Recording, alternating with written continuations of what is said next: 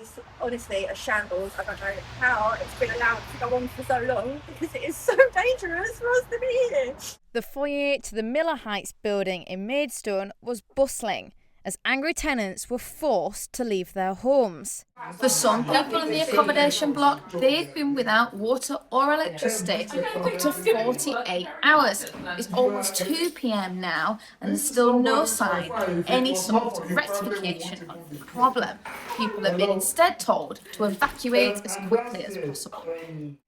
An untreated leak in the basement caused power and electricity to fail, with some residents catching wind of the outage as late as 11 p.m, with little time to find alternate lodgings. We've been told at that point that we were allowed to stay, but they weren't really sure. We didn't have any electricity, no power, anything like that. So with no real other choice, I slept here last night, and this morning I came down to sort of get an idea of what's been going on, and I've been informed that there's been a meeting of some sort around potential condemning of the building.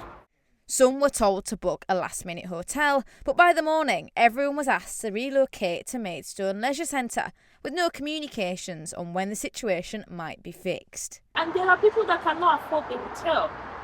Only for us to wake up this morning and they're saying, oh, it's going to get worse, that it's like we're going to leave the whole building for us to, sort ourselves out. But it's not right, it's not fair. We have the right to say, oh, this is wrong.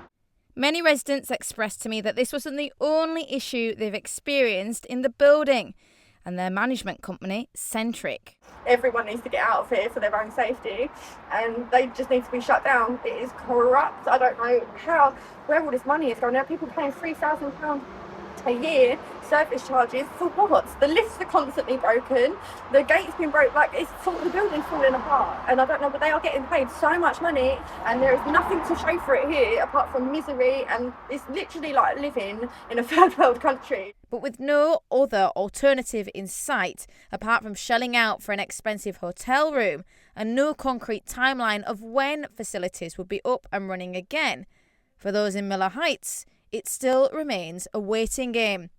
Megan Shaw for KentTV in Maidstone.